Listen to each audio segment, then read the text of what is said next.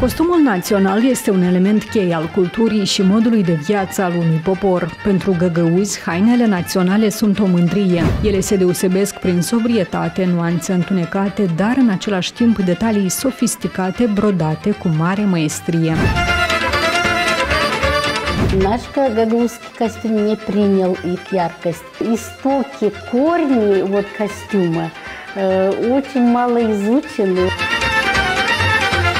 Astăzi, costumul național găgăuz este purtat de către localnici la festivaluri sau alte evenimente culturale. Шляпа – это гордость мужчины.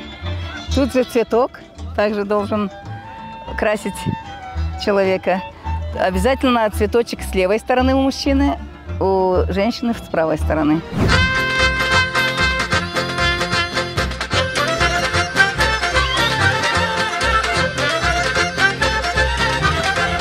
Это платье называется чукман, домотканина. Надо отметить, что начиная с грязной шерсти, это все руками женщина почистила, спряла, покрасила, выткала. Это все ручная работа.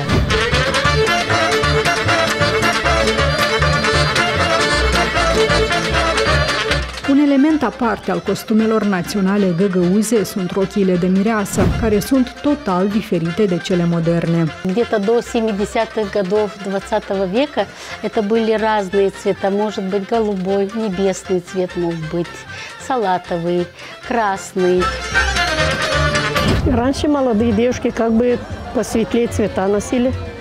Платок, может быть, завязала еще пооткрыто. А когда уже замуж вышла, уже чуть-чуть позакрывала платок, и одежда уже потемнее, уже видно, что замужем. Frumusețea costumelor tradiționale găgăuze poate fi admirată la sărbătorile naționale precum Hederlez sau de Ziua Vinului.